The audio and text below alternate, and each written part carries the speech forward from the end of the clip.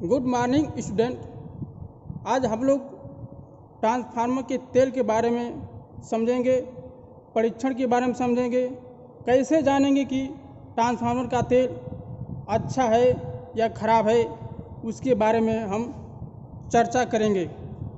बड़ी क्षमता के ट्रांसफार्मर सदा तेल स्थित ट्रांसफार्मर होते हैं। ट्रांसफार्मर के विद्युत रोधन तंत्र में ट्रांसफार्मर तेल की भूमिका महत्वपूर्ण होती है। आज के समय में ट्रांसफार्मर में 3 प्रकार की कूलिंग किए जाते हैं। पहला जो खनिज तेल जो ज्वलनशील होते हैं, सिलिकॉन प्रवाही जो कम ज्वलनशील होते हैं, हाइड्रोकार्बन प्रवाही जो ज्वलनशील रहित होते हैं अर्थात जलन नहीं होता है। अब हम लोग ट्रांसफार्मर के गुण के बारे में जानेंगे कि ट्रांसफार्मर के गुण क्या क्या है। अच्छे विशिष्ट प्रतिरोध अर्थात विद्युत रोधन प्रतिरोध होना चाहिए। बेहतर ताप चालकता यानी उच्च विशिष्ट ताप होना चाहिए। तीसरा कंडीशन उच्च ज्वलन बिंदु ताकि निम्न लो तापमान पर आग न लगे।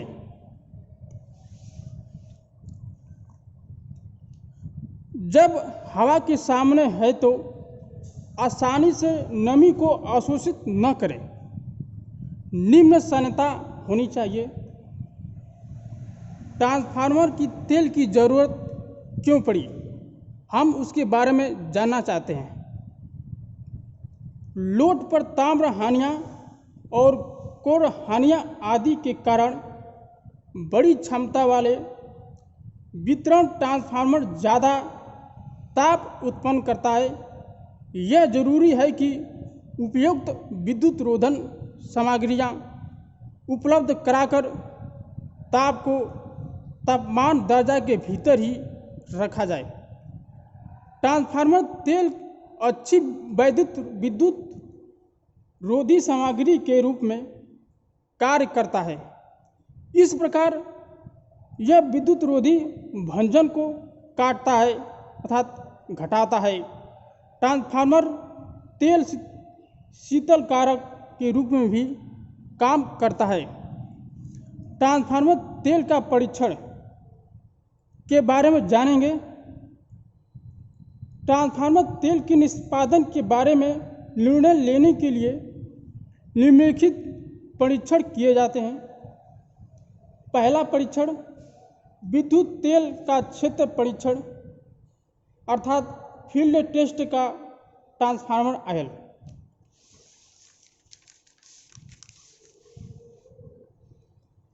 विद्युत रोधन तेल का क्रैकल परीक्षण। तीसरा विद्युत रोधन तेल का परावैद्युत परीक्षण जिसे डाइलेक्ट्रिक टेस्ट ऑफ इंसुलेटिंग कहते हैं। अम्लता परीक्षण अर्थात एसिड टेस्ट परीक्षण। पहला विद्युत रोधन तेल का क्षेत्र परीक्षण। एक साफ तथा शुष्क विकर्ण में आसुत जल लें।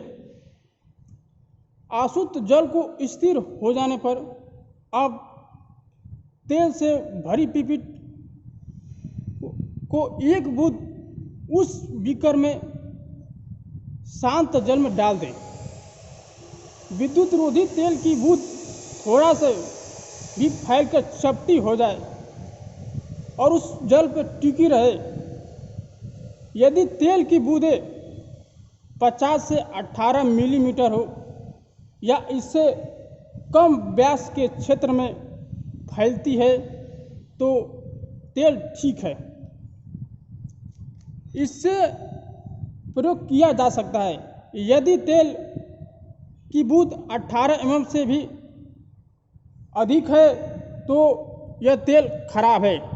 इसे हम पुनः फिल्टर के लिए भेज देते हैं अर्थात फिल्टर करके उपयोग बना सकते हैं। ये जो चित्र देख रहे हैं सामने, ये बीकर दिख रहा है। ये जो डॉट डॉट दिख रहा है ये वाटर है अर्थात जल है। जो पिंड की तरफ दिख रहा है ये पिंड नहीं है, ये बुध है और यही बुध है जो हम टेस्ट कर रहे हैं।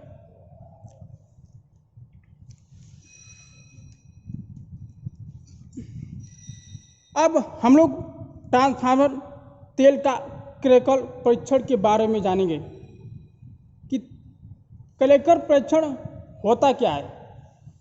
इस विधि में तेल के नमूने 150 मिलीलीटर को कांच के एक शुष्क कप में भर लेते हैं। अब एक 125 व्यास की किसी धातु छड़ को लाल तब तक गर्म करते हैं, तब तक गर्म करते हैं जब तक वह लाल टपका दिखाई न देने लगे। और अब उस तप्त लाल छड़ को भरे कप में, जो साफ कप में हमने रखा था नमूना का तेल, उसमें डुबो देते हैं उस छड़ को।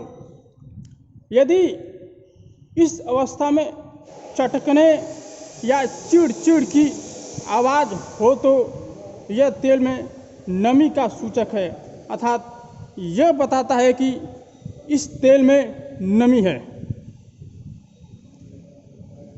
अब हम ट्रांसफार्मर तेल का परावैद्युत परीक्षण के बारे में जानेंगे, जिसे dielectric test of transformer oil कहते हैं। इस परीक्षण में उच्च वोल्टता वाले उपकरण का प्रयोग किया जाता है, जिसे तेल परीक्षण से आयल टेस्ट कहते हैं। तेल परीक्षण सेट के मुख्य 3 भाग होते हैं। पहला भाग उच्च वोल्टता ट्रांसफार्मर, दूसरा भाग नियंत्रण पैनल जिसे कंट्रोल पैनल कहते हैं, तीसरा मानक तेल परीक्षण।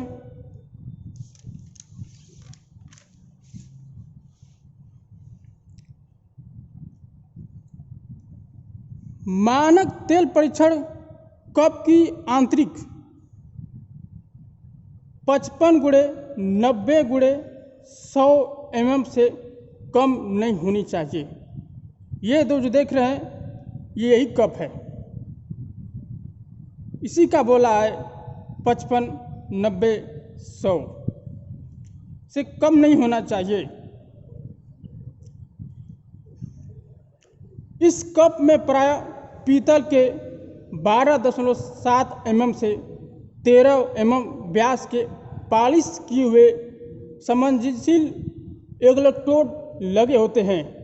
देखिए ये 2 इलेक्ट्रोड है, इसी के बारे में बताया जा रहा है, जिनके मध्य 0.2 mm अर्थात 2 mm या 4 mm दूरी को आसागित गेज द्वारा सामंजस्य अर्थात एडजस्ट कर लेते हैं। ये देखिए ये 2 इलेक्ट्रोड है, हमने माना ये 2 इलेक्ट्रोड है। इसके जो है ये थोड़ा ये घुमाने वाला यहाँ होता है, इसे आगे पीछे करने वाला होता है। इसे हम आगे पीछे कर 2.5 mm से लेकर 4 mm तक गैप रखते हैं। ये जो देख रहा है आप यही है, गैप जो रखे हम लोग 4 mm से ज़्यादा नहीं रखते, जो कि सेट के साथ सप्लाई किया जाता है। यह गोले क्षैतिज अक्ष में लगे होते हैं। ये जो गोले जो दिख रहे हैं वो क्षैतिज अक्ष में इस तरह लगे होते हैं। इनकी कप तल से ऊंचाई 40 mm होती है। जो ये गोला है जो दिख रहा है आपको गोला, इसके नीचे का तल 40 mm तक होता है। परीक्षण किए जाने वाले विद्युत रोधी तेल का तल इन गोलों में 40 mm ऊपर होना चाहिए, अर्थात जो हम तेल भरेंगे इसमें, इस कप में तेल भरेंगे उस तेल की ऊंचाई गोले की ऊंचाई से 40 mm ऊपर तक होना चाहिए, ये इसी में बताया जा रहा है।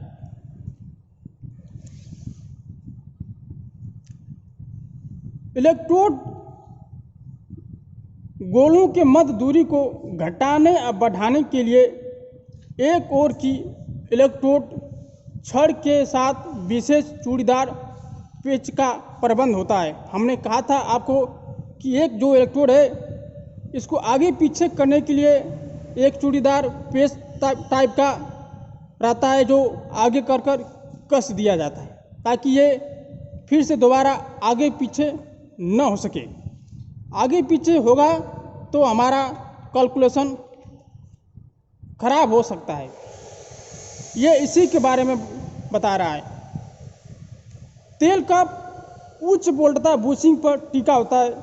अब हमने तेल कप को भरा है, अर्थात हमने तेल कप में ऑयल भरा हुआ है, तो उसको कप को हम यहाँ पर रखते हैं। यहाँ पर देखिए चित्र, ये यही कप है। अब ये जो देख रहे हैं दो, यहाँ एक यहाँ, ये बुशिंग है और बुशिंग के आगे उसको कस देते हैं। ये यही कह रहा है। इस प्रकार परीक्षण किए जाने वाला तेल नमूने उच्च वोल्टता परिपथ में आ जाता है। इलेक्ट्रोडों गोलों के पास में अब हम जानेंगे इसमें क्या क्या इंस्ट्रूमेंट होता है, क्या क्या इसमें होता है, क्या क्या लगा होता है इसमें। अब हम इसके बारे में जानेंगे। तो गोलों के पास में वोल्टता उच्च वोल्टता ट्रांसफार्मर द्वारा प्रदान की जाती है।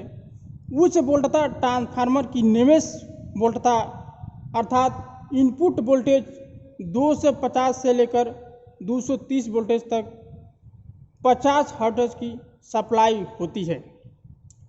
नियंत्रण पैनल में एक सीधा पढ़ने वाला वोल्टमीटर जो द्वितीयक वोल्टता से आशंकित होता है। जो ये देख रहे हैं ये वोल्टमीटर दिख रहा है आपको, जो केवीए में होता है।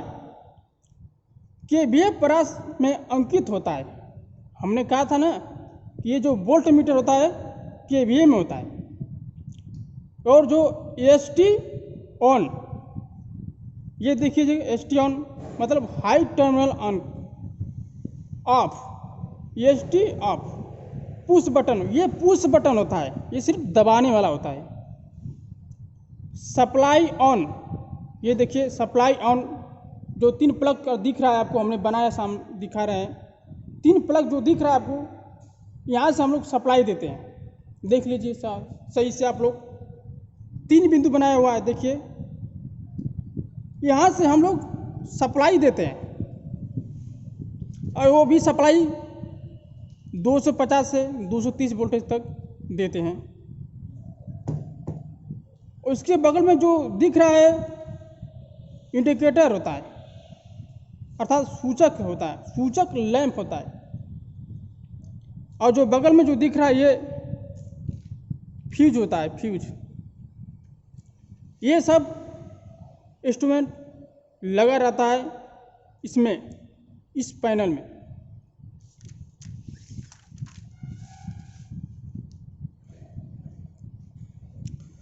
अब हम लोग कार्य विधि की पढ़ेंगे कि क्या क्या पहले करना पड़ता है इस टेस्ट के लिए। तो हम सबसे पहले तेल कप की अच्छी प्रकार सफाई कर लेते हैं ताकि उसमें कोई धूल का कण न रहे। उस कप में तेल अच्छी तरह सफाई कर लेते हैं ताकि उसमें नमी न रहे और उसे धूप में ले जाकर सुखा लेते हैं।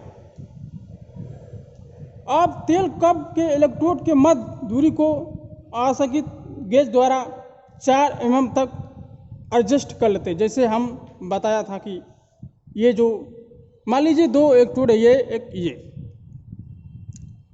यहाँ पे पेच लगा होता है, यहाँ पे पेच लगा होता है।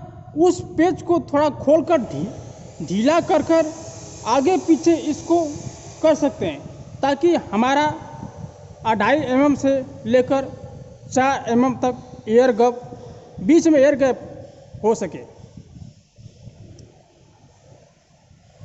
तो अब कप में तेल परीक्षक सेट से उच्च वोल्टता बुशिंग पर लगा देते हैं। जैसे हमने बताया था कि यहाँ पर 2 बुशिंग होता है। जैसे यहाँ देखिए, ये बुशिंग पर हमने लगा दिया, उसमें तेल भरकर उस बुशिंग पर रख दिया।